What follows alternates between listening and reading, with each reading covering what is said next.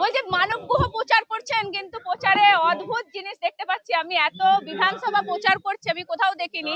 মানব গুহর এখানে পোস্টার, এখানে মানব গুহ বসে প্রচার করছে, আর তার পাশেই তৃণমূল কংগ্রেসের পোস্টার। আমি বলছি মানব গুহর সাথে সাথেই কি তারও প্রচারটা ছেড়ে নিচ্ছে? কারণ কেন মানব গুহকে 1 ইঞ্চি হয়তো জমি ছাড়তে চাইছে না এই রাসবিহারী যিনি রয়েছেন। মানব গুহ আমার সঙ্গে রয়েছেন, কথা বলার চেষ্টা করব। বলছি 1 মিনিট মানে 1 সেকেন্ড ছাড়তে চাইছে না মানবদা, মানে এই পোস্টারে মুখ দেখাতে হবে। কি ব্যাপারটা কি? মানে আমি এত বিধানসভা কভার করেছি, এরকম আমি দেখি। অ্যাকচুয়ালি হারার ভয় পাচ্ছে। আসলে মেন কারণটা কি জানো তো, এই যে দামোদরের যে বালির কারবার, এটা বর্ধমান হয়ে, জামালপুর হয়ে, মেমারি হয়ে, হুগলি পর্যন্ত কেউ একজন বিশেষ ভাইপো চালাতে চায়। এই জন্য তার বিশেষ প্রার্থীকে সে এবার প্রার্থী করেছে, বিশেষ লোককে প্রার্থী করেছে। এটা হচ্ছে মোদ্দা কথা। মানে বালির কারবার চলবে নাকি? বালির কারবার বর্ধমান, জামালপুর, মেমারি হয়ে হুগলি অব্দি চলবে। সেই জন্য এখানকার প্রার্থীকেও জেতাতে হবে, এটা হচ্ছে মোদ্দা কথা। যাই হয়ে যাক, বালি তোলা বা বালি পাচার এগুলো চলবে। এটা চলার জন্যই সব প্রার্থীগুলোকে দাঁড় করিয়েছে। এবার যেহেতু হেরে যাবার ভয় পাচ্ছে, এইরকম ছ্যাঁচদামিগুলো করছে, তাতে কিছু এসে যায় না। মেমারি মানুষ ঠিক করে নিয়েছে, পদ্মফুল ফুটছে। মানবদা একদম ভাইপো বলছে 4 তারিখের পর হিসাব হবে। এখন দেখার কথা কে কার হিসেব করে। সমস্যা হচ্ছে কি জানো তো, ভাইপো তো বলে দিচ্ছে, নেতাদের উস্কানি দিয়ে দিচ্ছে 4 তারিখের পর তো এখানে গেরুয়া আবির খেলা হবে। তখন ভাইপো তো ঠান্ডা করে থাকবে, তৃণমূলের নেতা নেত্রীদের কি হবে? ভাইপো নাকি ময়দানে থাকবে? ময়দানে কোথায় ছিল? 2011 যে পরিবর্তন হয়েছে, ভাইপো কোথায় ছিল? 2011 পরিবর্তে তুমি যাকে ইন্টারভিউ করছো, সে কিন্তু মমতা বন্দ্যোপাধ্যায়ের কনভয়ে জঙ্গলমহলে ঘুরতো। 2007, 8, 9, 10, 11 এই পরিবর্তনে আমারও কাঠবিড়ালির মতন ছোট একটা ভূমিকা ছিল। ভাইপো কোথায় ছিল? 2014 আগে কোনো অস্তিত্ব ছিল না। তার একটাই যোগ্যতা, সে হচ্ছে মমতার ভাইপো। 2014 পর তাকে সাংসদ করা হলো। মানে সোনার চামচ নিয়ে। একদম সোনার চামচ মুখে নিয়ে জন্মগ্রহণ করেছে। মানবদা, অভিষেক বন্দ্যোপাধ্যায় বলছেন যে আপনার পাড়ায় যান, যত গুটকাখোর, চোর, ডাকাত সব বিজেপি করে, তাদেরকে খোঁজ নিন। দেখো, পিসি ভাইপোর ঢবমারা আর মিথ্যাবাদী রাজত্ব শেষ হতে চলেছে। এই পশ্চিমবঙ্গের প্রতিটা মানুষ জেনে গেছে এই দুজন হচ্ছে সবচেয়ে বেশি নির্লজ্জ আর মিথ্যাবাদী। এত মিথ্যা কথা বলে, মানুষ এদিকে এখন বিশ্বাস করে না। গালাগালিও দেয় বক্ষ করে মমতা বন্দ্যোপাধ্যায় প্রধানমন্ত্রী। মুখ্যমন্ত্রীর গালাগাল দিচ্ছে, এটা আর কি বলবো আমি নতুন করে। এদের চেয়ারে বসার যোগ্যতা আছে বলে আমার মনে হয় না। ভাইপো এরকম শেখাচ্ছে যাতে জিততে পারে, এবার জিতবে না। কোনো রকমে তৃণমূল এবার ক্ষমতায় আসছে না। আতঙ্কের জন্যই তারা উস্কানি গুলো দিচ্ছে। ভাইপো উস্কানি দিচ্ছে, তৃণমূল নেতারা হামলা করছে, পরে বিপদে পড়বে। এরা মানুষের হাতে মার খেয়ে যাবে। মমতা বন্দ্যোপাধ্যায় তো বলছে বিজেপি এলে খেতে দেবে না, থাকতে দেবে না, শুতে দেবে না, এগুলো বলছে মমতা। হ্যাঁ, 21টা রাজ্যে কি মানুষ খেতে পাচ্ছে না, শুতে পাচ্ছে না, নাকি মাছ খেতে পাচ্ছে না, মাংস খেতে পাচ্ছে না? মমতা বন্দ্যোপাধ্যায় ঢপবাজি পশ্চিমবঙ্গের মানুষ জেনে গেছে। এসবই বিশ্বাস করবে, এগুলো ফালতু কথা। কেউ বিশ্বাস করছে না মমতা বন্দ্যোপাধ্যায়কে এখন। মেমারি কেন, পশ্চিমবঙ্গের কোনো মানুষ বিশ্বাস করে না। আইপ্যাক কাণ্ডে মমতা বন্দ্যোপাধ্যায় একাধিক আজ প্রশ্নের মুখে, কি বলবেন? দেখো, আইপ্যাক কি কাণ্ডটা করছে সবাই জানে। প্রত্যেকটা সরকারি অফিসে আইপ্যাকের লোকজন আছে। তারা এবারেও ইলেকশনটা এরকম করার চেষ্টা করছে, যেটা 2021 এবং 24-এ করেছিল। এবার আর হবে না। এবার তো আর কয়লাকাণ্ডে ফেসে গেছে তো, যার জন্য তো মমতাকে ফাইলটা চুরি করতে হলো। আইপ্যাকের ফাইল তো মমতা চুরি করেছে সবাইকার চোখের সামনে। ইডির হাত থেকে আইপ্যাককে বাঁচাতে, প্রতীকজনকে বাঁচাতে মমতা ফাইল চুরি করলো, সবাই জানে এটা। দেখো, এটা হচ্ছে কয়লাকাণ্ড। কয়লাকাণ্ডে প্রতীকজনের আশেপাশে কে কে আছে? এই রাজ্যের সবচেয়ে বড় তোলাবাজটাও আছে, ভাইপো। ফেরেববাজ ভাইপোটাও আছে কয়লাকাণ্ডে। যে কোনো দিন গ্রেপ্তার হয়ে যাবে ভাইপো ছেলে। বন্দ্যোপাধ্যায়কে আজকে সুপ্রিম কোর্ট পরিষ্কার বলেছে যে গণতন্ত্রকে আপনি ধ্বংস করেছেন, কারণ কেন আপনি এই রকম করতে পারেন না, কোনো গণতান্ত্রিক কাজে আপনি মুখ্যমন্ত্রী হিসেবে বাধা দিয়েছেন কেন, কি বলবেন? মমতা বন্দ্যোপাধ্যায় আইন কানুন কিছুই মানে না, কিচ্ছু মানে না। আইন কানুন, আদালত, কোর্ট কিচ্ছু মানে না। হাইকোর্টে কি অবস্থা করেছে তুমি তো ভালো করে জানো। হাইকোর্টে একটা সময় বিচারপতিদের ঘরে ঢুকতে দিত না। মমতা বন্দ্যোপাধ্যায় এবং অভিষেক বন্দ্যোপাধ্যায় যা করেছে, শুধুমাত্র কোর্টে দুজনকার জেলে থাকা উচিত। আমাদের কোর্টের বিচারপতিদের আমি বারবার অন্তত আমার খবরে বলেছি যে আপনারা ব্যবস্থা নিন। দুজনেই জেলে থাকা উচিত হাইকোর্টকে অসম্মান করার জন্য। দিল্লি থেকে এলো গাই, তার সঙ্গে সিবিআই, মমতা বন্দ্যোপাধ্যায় বলছে, কি বলবেন? তার সঙ্গে মোটা ভাই। যা বলছে বলতে দিন, আমি এসব নিয়ে আর কিছু বলতে চাই না। এসব কথা বাংলার মানুষ শুনে শুনে অভ্যস্ত হয়ে গেছে। মমতা বন্দ্যোপাধ্যায় চতুর্থবারের জন্য এই বাংলায় রাজত্ব করবে না, করবে না, করবে না।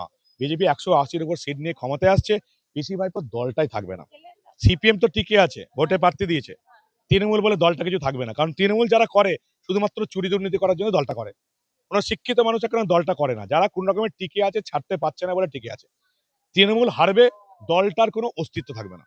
গুহ মেমারি থেকে এই যে প্রচার হচ্ছে সবকিছু হচ্ছে, ইউটিউবকে মিস করছেন? দেখো, once a journalist always a journalist, miss তো করছি বটে, এটা অস্বীকার করার কোনো জায়গা নেই। একটা সময় মানুষকে স্টুডিওতে বসে জাগানোর চেষ্টা করেছি, ফিল্ডে রিপোর্টিং করেছি, সেখানে মানুষকে জাগানোর চেষ্টা করেছি। 25 বছর তো হলো, এবার নয় ফিল্ড ছেড়ে বা সোশ্যাল মিডিয়া ছেড়ে একবারে মাঠে নেমে বললাম যে মানুষের কাছে গিয়ে যদি জাগানো যায় সেটা তো উচিত। কারণ আমি যদি রাজনীতি না করি কে করবে? আমার মতন লোকেদেরই রাজনীতি করা উচিত, যারা এই সমাজের পরিবর্তন করতে চায়, এই সিস্টেমগুলো চেঞ্জ করতে চায়, যারা এই অরাজকতা দূর করতে চায়। আমরা যদি পরিবর্তনে না নামি তাহলে কে নামবে? শুভেন্দু অধিকারী কালকে ভোট কার্যত নন্দীগ্রাম, আজকেই নন্দীগ্রাম পুরো উত্তপ্ত, কি বলবো? শুভেন্দুবাবুকে ঠিক করতে হবে তিনি কোন আসনটা ছাড়বেন, নন্দীগ্রাম না ভবানীপুর, কারণ তিনি দুটোতেই জিতবেন। ফলে এখন শুভেন্দুবাবুর পক্ষে কিন্তু মমতা বন্দ্যোপাধ্যায় বলছে জিতবে না ভবানীপুর। শুভেন্দুবাবুর পক্ষে খুব অসুবিধার কারণ নন্দীগ্রাম হচ্ছে তার নিজের আসন, আর ভবানীপুরের মানুষ তাকে জেতাচ্ছে। বা শুভেন্দুবাবু কিন্তু খুব অসুবিধার মধ্যে পড়ে যাবেন যে দুটো জেতা আসন ভবানীপুর আর নন্দীগ্রামে কোনটা তিনি ছাড়বেন, তিনি ভোটের পর অসুবিধার মধ্যে পড়ে যাবেন, এই যে কারণ তিনি দুটো জিততে চলেছেন।